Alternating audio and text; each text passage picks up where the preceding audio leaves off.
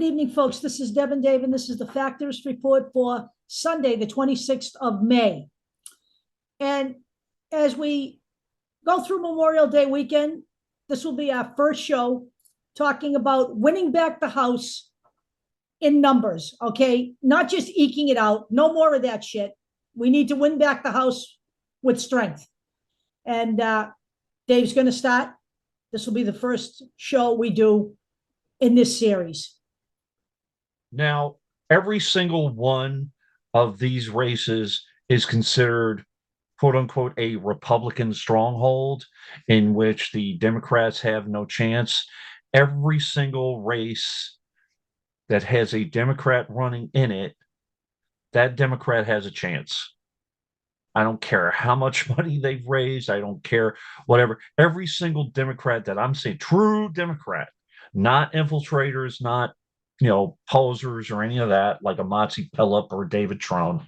Every single Democrat that I've seen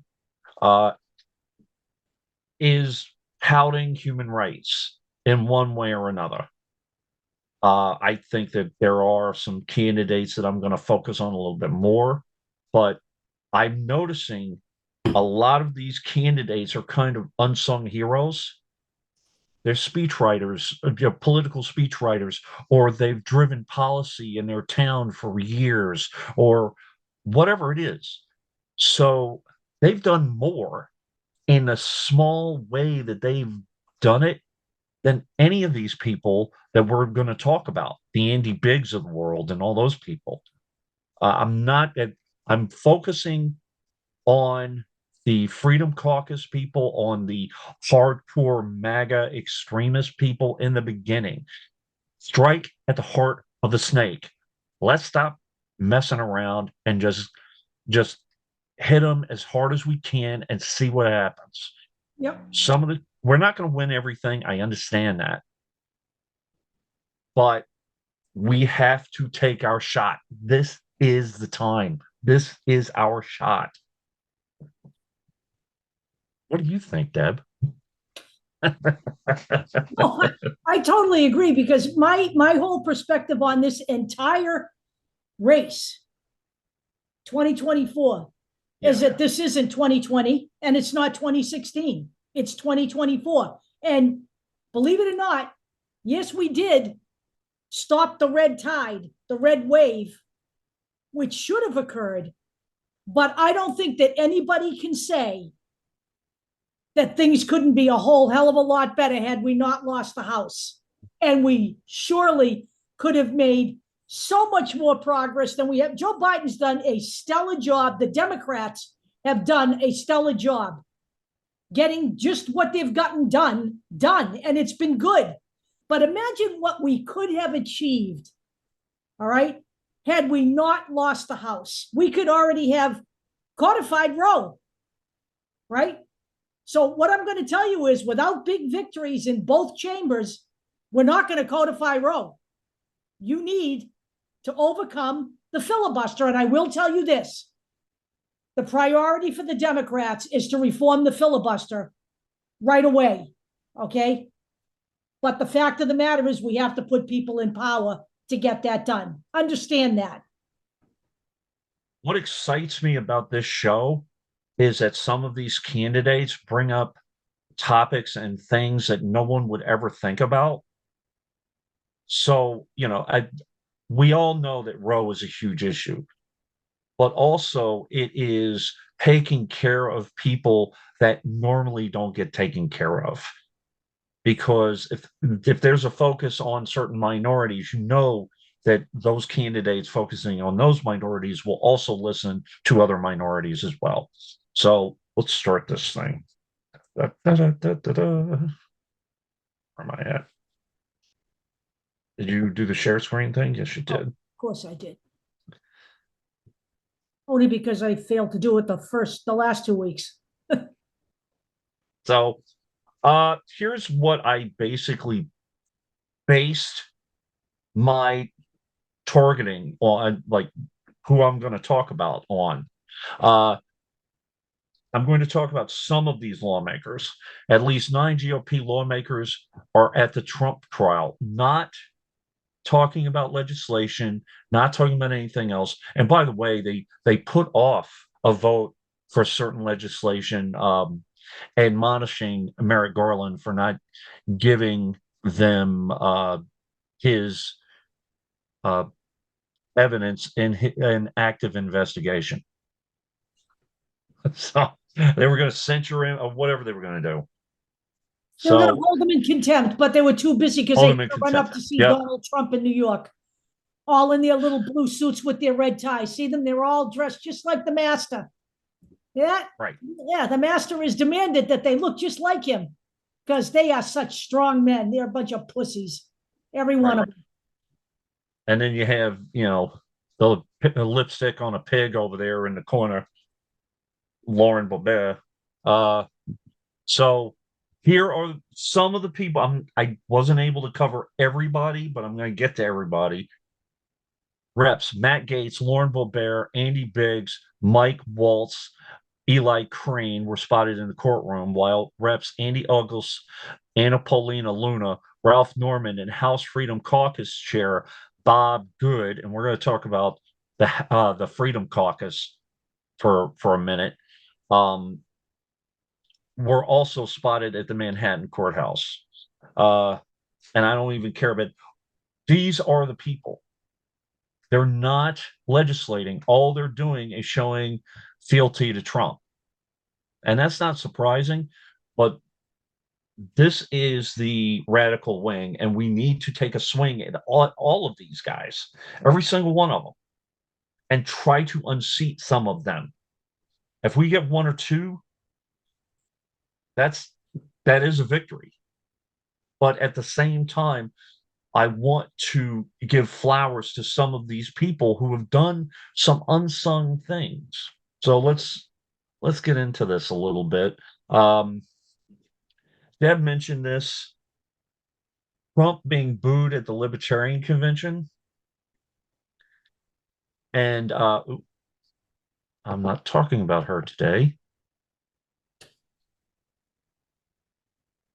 Uh-oh. Well, there was an article. Here he is. Tim Scott, and I'll put it in here. Tim Scott basically saying that uh,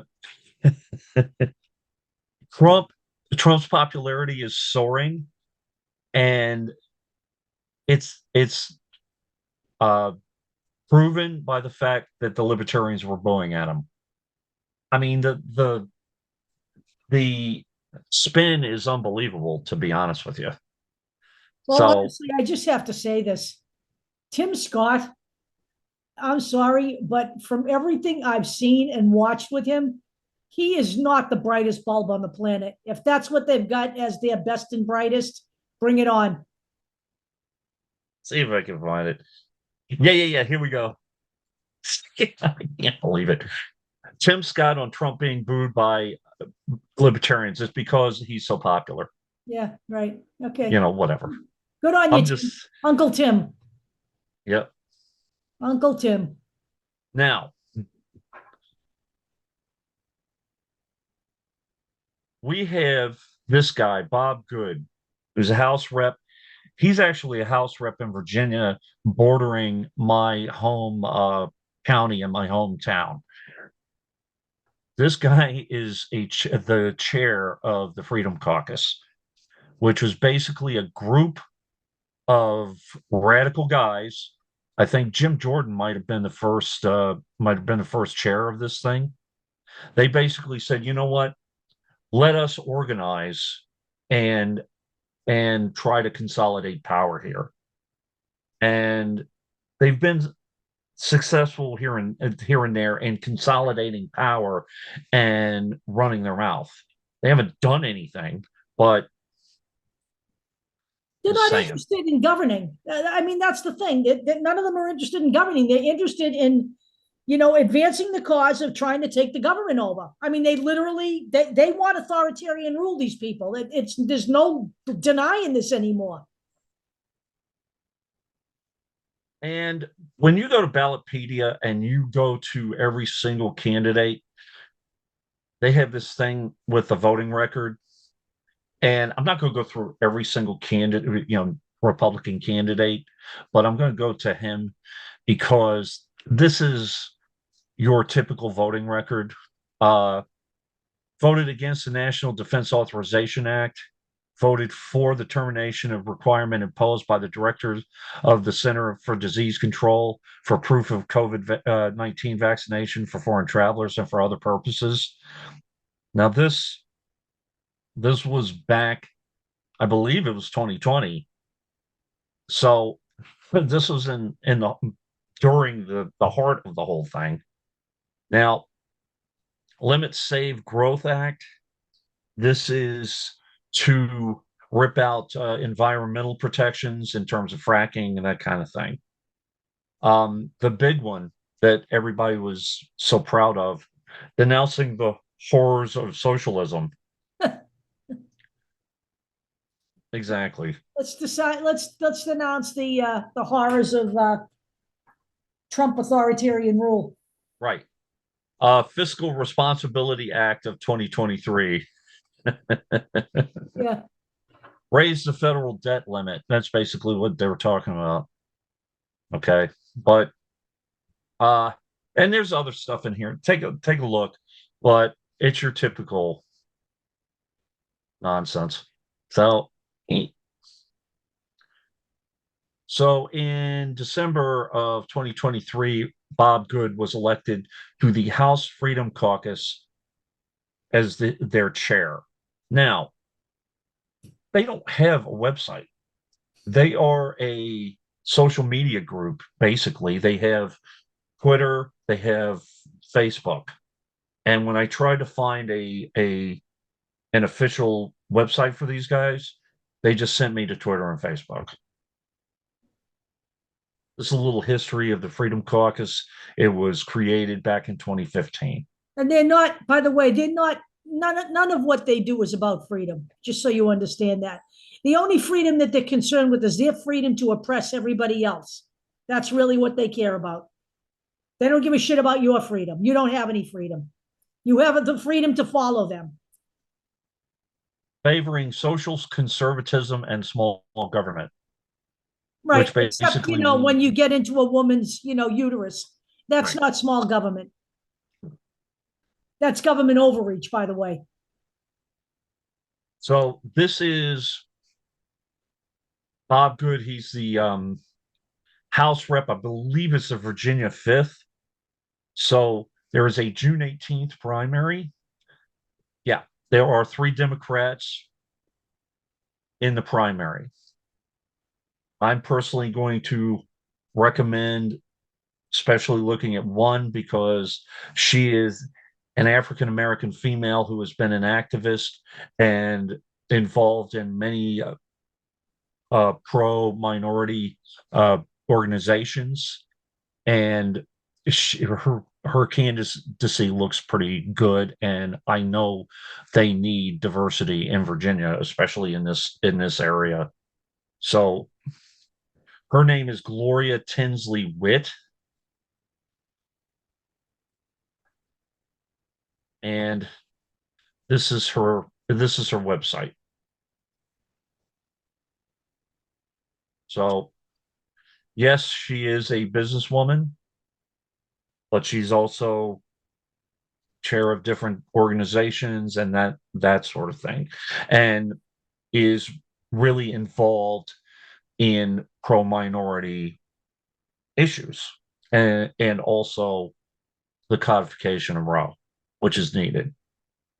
So I have the other candidates here. You can take a look at them.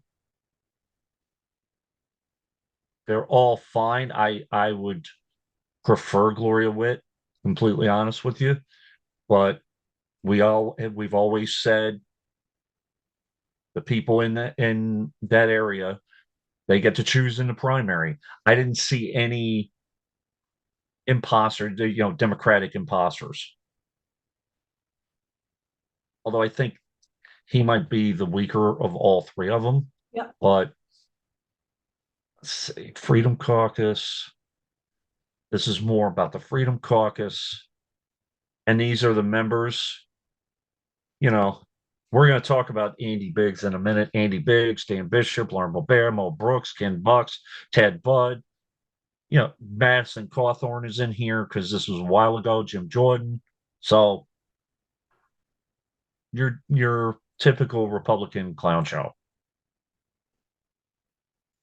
So this is the person running against Andy Biggs in the Arizona 5th. So here's, crud. Hold on. Come on. This is Andy Biggs, I think. And I got to show up? Come on. All right. Oh, there we go. Now he does it. So again, take a look at his voting record.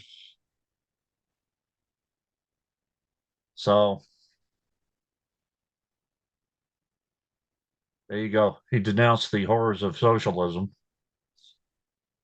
But again, so this is Katrina Schaffner. Yes, she is an activist. She is what's considered a dark horse candidate. This is her website. And one of her issues is the fact that she was Ukrainian and she denounces Andy Biggs voting against aid to the Ukraine. What she does, her website, when she talks about policies, again, it's your typical policy platform for the Democratic Party. Healthcare, economic reform, national security, climate change, affordable housing, inflation, immigration, humane immigration laws, which is needed, gun regulation, social issues. That's basically human rights issues. Pro-choice, rather. Sorry, protecting voting rights of minorities, education. Okay.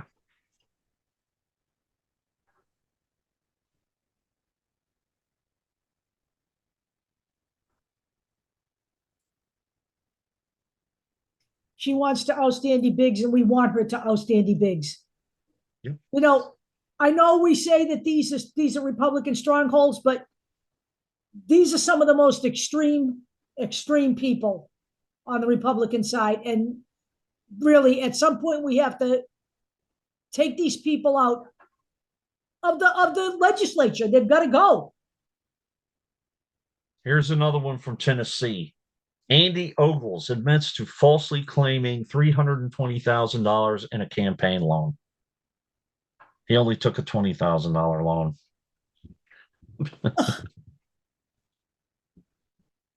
Oops. Now, this is the person running against him. I apologize. I'm going to try to. It's Marianne and Miriam. I'm sorry, Miriam. And you got to be kidding me. Where's her full name? It's a long name, though. Serious, Miriam? Maybe that's why All she's right. not using it. Yeah, exactly. Here we go. It's right here. Miriam Abafosley. Bosley. Yeah. So Miriam, I'm not going to go there anymore, has officially launched her campaign for Tennessee's 5th congressional district seat, which is currently held by Republican Ogles. She's running as a Democrat in a gerrymandered district that encompasses part of Davidson and Williams counties and southern middle Tennessee. One of the things that I noticed here is that she was chair of this group, the Human Relations Commission, which lobbies and tries to affect social issues, human rights issues within these counties of the local areas of Tennessee. And understand that's politics. She has some, maybe she wasn't a legislator, but she has affected policy in Right. her way. Okay.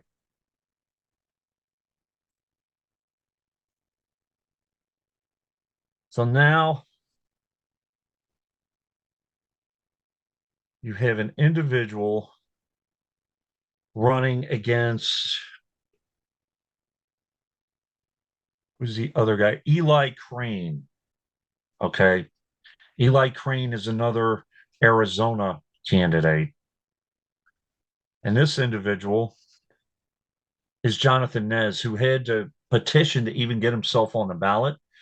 He is a Native American, and he is a very unique candidate. And I strongly suggest you take a look at him. He was basically president of his uh, tribe or Indian, a Native American group. Apologies if I stated that wrong. Uh, so, dad, lifelong Arizonan, former Navajo Nation president. We could use some people like him in public office. Now, here's some of the issues. Most indigenous people, children, can't digest dairy, but are given little choice in schools. He brings it up.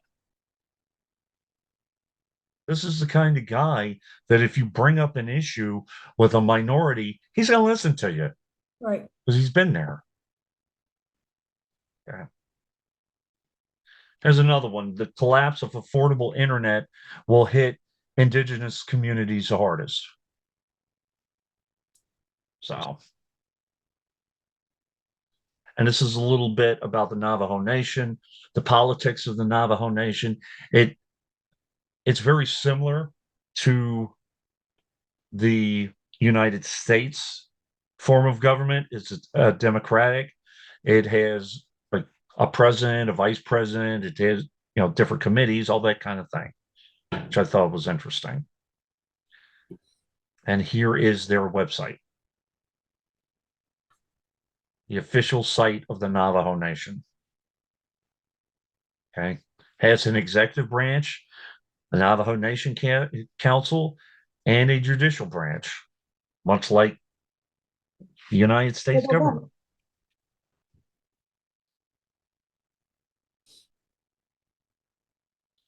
And here is something that they brought up.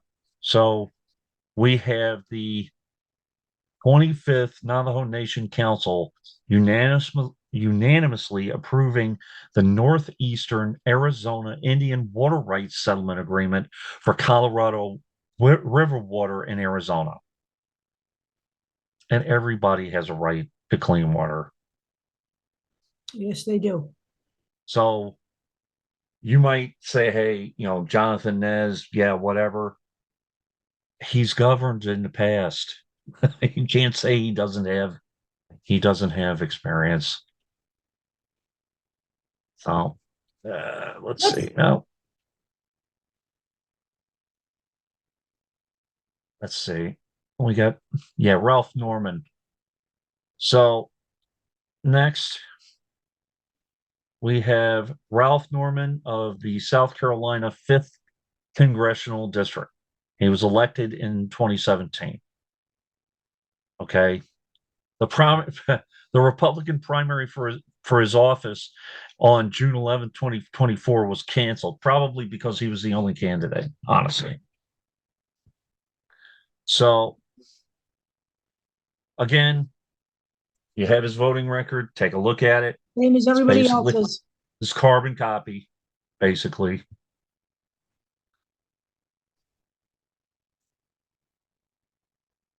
Now, the person who ran against him last term, her name is Evangeline Hundley.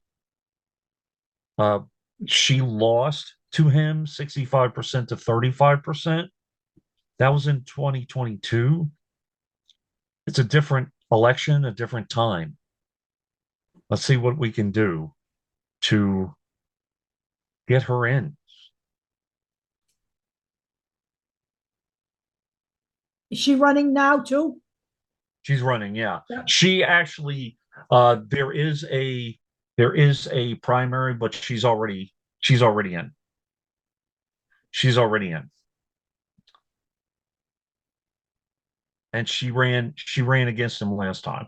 Okay. And 64.0 to 34.5. So I understand what people might think about that, but it doesn't matter. Support her.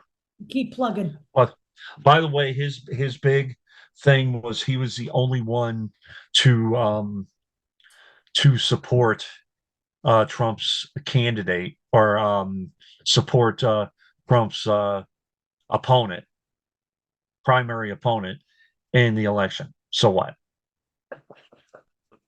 What's the name? The dog killer, the puppy killer. Oh, right. Yeah. South Yeah, Dakota there. right. Christy, no. Christy Nome. Crazy So Christy. this is right. This is Evangeline Hundley. Again, every single one of these candidates is talking about human rights. Every single one of them. So I wanted to mention this that the Republicans' House majority is their smallest in decades and shrinking. Let's make a statement and tell these people that we're not going to accept what they're pushing anymore. And we want to elevate some of these people. We want to elevate the Jonathan Nezes of the world, or some of these other candidates who have done work behind the scenes for a very long time. And by the way, will continue to work for a very long time. One thing that I did see in a lot of these websites, campaign websites, is the pushing of the with the female candidates of the idea that they're mothers. Well, no, duh, because women's rights, the right to bodily autonomy is a huge issue, and they should bring it up, as well as men bringing up the fact that they're family men and they're faithful and all of that. So I know this show is relatively short, but I want people to take a look at these candidates and sincerely consider donating to them, donating their time to them, elevating them. One thing that I have to say, uh, anything that these candidates say that you agree with, retweet it, push it out. These candidates, a lot of them are considered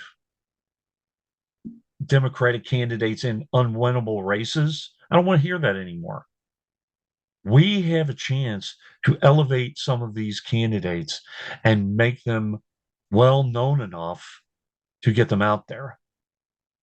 One thing I did see too is a lot of these candidates aren't getting the fundraising numbers that some other higher profile candidates are getting. That needs to change too, because the harsh reality is that these candidates are not going, and I saw it when I did research for the next show for Florida. Now, Florida, last election, they had very viable candidates. We lost Charlie Crist, and I can't remember the who oh, what was her name? Ran against Rubio, I'm trying to think of her name now. right? Hold on. Which is Just getting old shit, it is. not only that, they're not elevated by the Florida PNC, which is part of the problem. I see her face too. She was a very strong candidate, and we wasted that candidacy Yeah, well, against she was Rubio. in government. She should be strong. She was, yeah. I don't think she oh, what was her name? I'm finding it right now. Just give me a minute.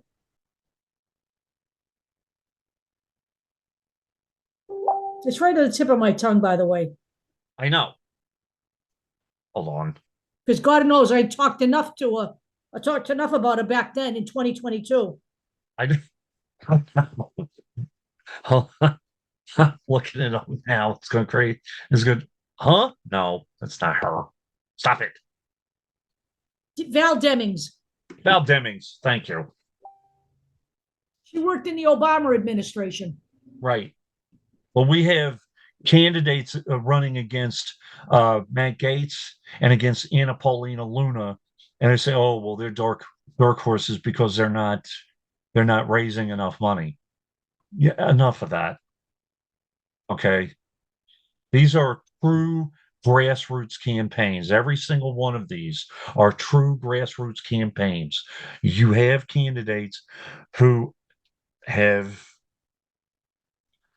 have affected government in their local areas, which is more than any of these guys who are And by running the have way, done. a lot of these candidates, I mean, the Democrats are moving in the right direction here. Okay. A lot of Yeah, these candidates are not taking money from PACs or super right, PACs. Those are the people that need the people to contribute. Okay. right. It costs money to run an election. Now, do we want to change and get big money out of the election system? Yes, we do. But that's again, that only happens with time, and it only happens with the Democratic Party majority. The Republicans will never agree to go to the table on that. We've been there before. Right. Okay. But the people who aren't taking PAC money, these are the people who need your money. Some of these candidates, again, they're not getting any press. I see them on some on social media, but these are the type of candidates that need to be elevated, and we have time to do that. So please check out their social media pages, check out their Twitter, check out their Facebook.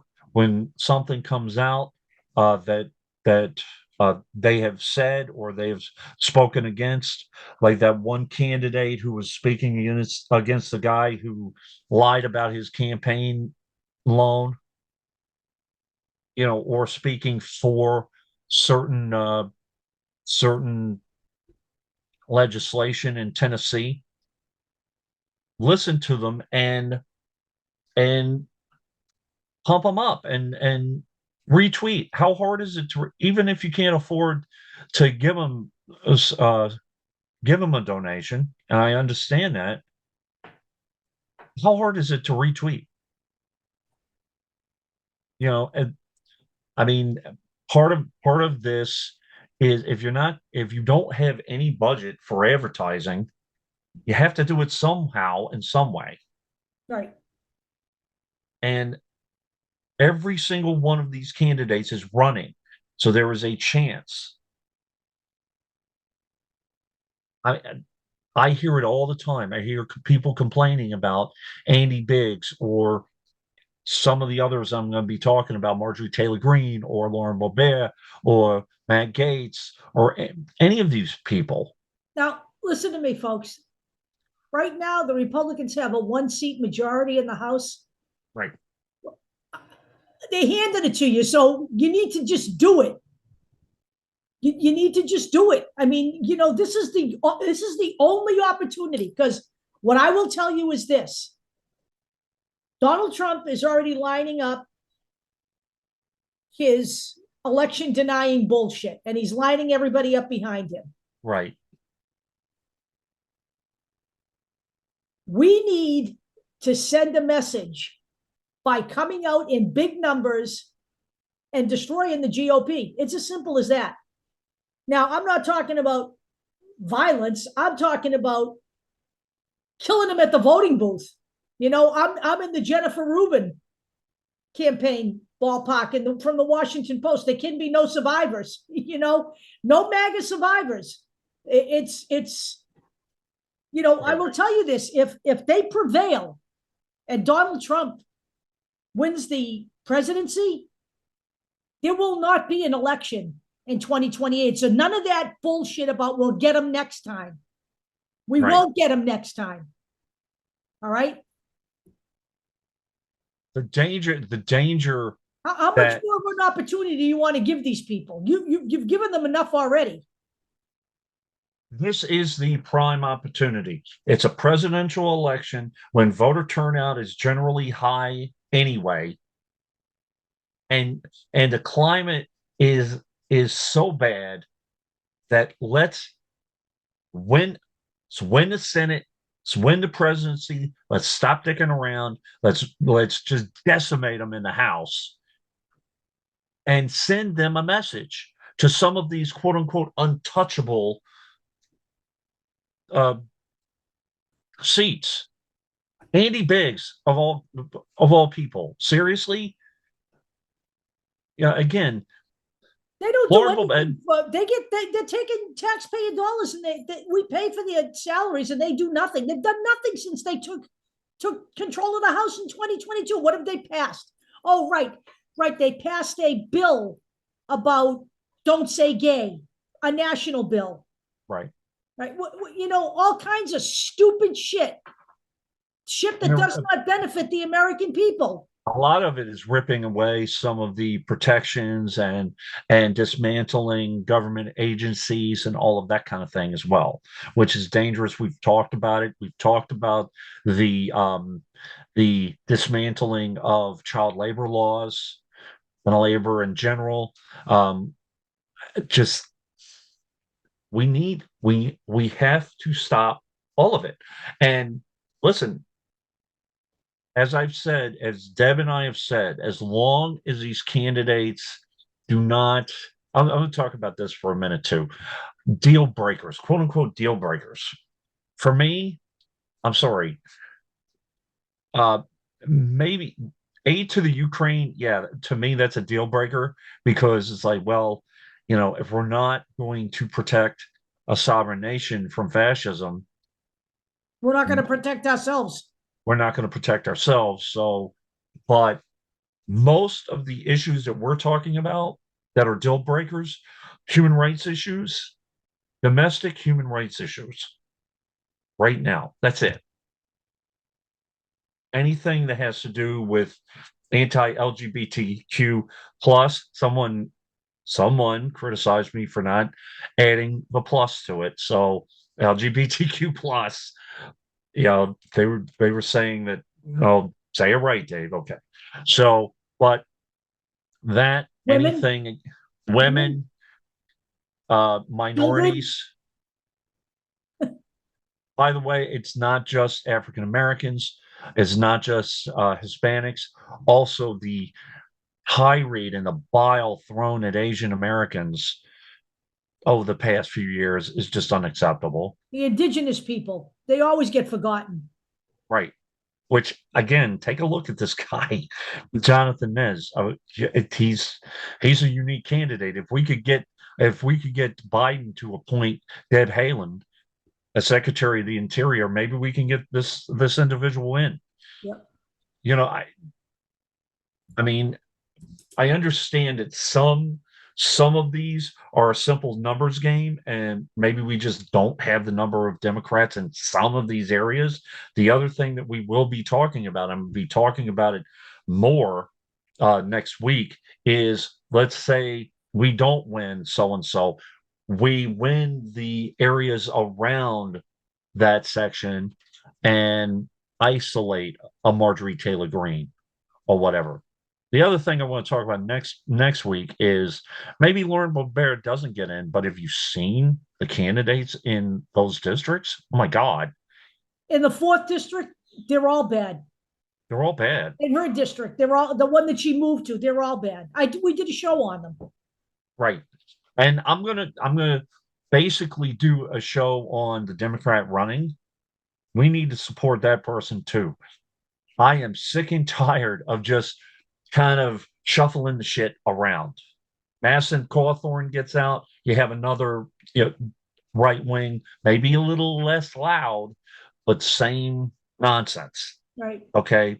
And you have Mike DeWine, who said, listen, I'm acknowledging that Joe Biden is the nominee. Oh, how white of you. But he's still going to endorse Trump, just so you know.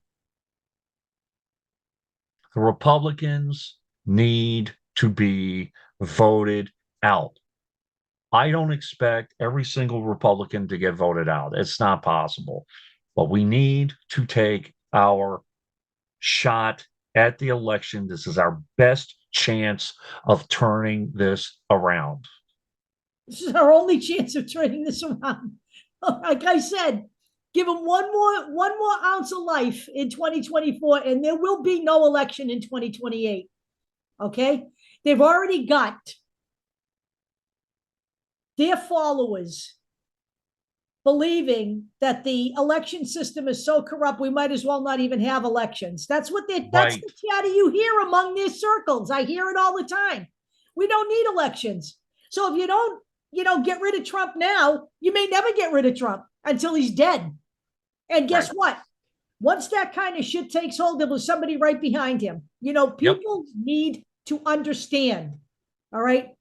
We are headed in the direction of continually reelecting a Vladimir Putin. He gets elected every single time. 98% of the vote, because there is no legitimate voting going on in that country. Right. And why do you that think that can't happen here? Why do you think the quote unquote Freedom Caucus ignored Zelensky, basically booed him, and is backing Putin? Right. Because that's their ideology. They have a fascist dictatorship ideology at this point. They do. That's what they and want. We have a chance. We have a chance. I understand all of these guys are considered quote unquote dark horses, but I truly believe that the tide is turning in Virginia. If we were able to get Rep Good out, he's the chair of the Freedom Caucus. Let's send a statement. There are other guys. They're basically the same. You take a look at the Ballotpedia voting record of all those people. It's basically the same. It's a carbon copy. And before we go, I want to socialism. What they consider socialism are programs to help those who need it temporarily. Okay. Which, by the way, Social Security, Medicare, Medicaid, socialism. They don't want you to be supported. They don't want you to be not. By the way, Freedom Caucus, no, they want you to be dependent on them. Right. And they're not going to do anything for you anyway. So. All right, gang. We'll be back next week for more fun and frolic. For more fun and frolic. And yes, it's your usual stars. It's your Marjorie Taylor Greens. It's your Matt Gaetzes, all of those guys. But I'm going to add a little bit of spice and flavor to it, because guess who's running in Georgia? He hasn't gone away. Marcus Flowers is running. So he's not running against Marjorie Taylor Greene this time. He's in the 4th district right now. Right. He's running in another district. Let's get him in. He was a good candidate. And so was the gentleman who's running against MTG. And I'm going to give him his flowers again. We've talked about him once or twice already. But this and rumor has it that she's unpopular in her district. That's what I hear. So, anything can happen in this election. You have Republicans complaining now. Maybe they're complaining about different things, about they shouldn't have gotten rid of McCarthy or whatever. I don't care about any of that. But let's take advantage of the infighting. Right. And get rid of some of these people in office who have done nothing but So, and I'm sick and tired of people on social media complaining or making fun of Marjorie Taylor Greene, Lauren Boebert, Andy Biggs, Jim Jordan. You know, enough. Let's get rid of them by voting them out. Let's vote them out when we can. You cannot tell me that some of these people, who, by the way, Anna Paulina Luna, of all people, the only reason she won is because Florida redistricted that district. Right. Understand that. Yep. And she's in jeopardy of losing her position now, Right. even in a gerrymandered district. Right. Let's take advantage and get rid of that person in that seat. We'll talk about that next week as well. Anna Paulina Luna, Anna Paulina Looney. Right. It's another one. Jesus. All right, gang. We're out of here. Yeah, don't get me started. All right.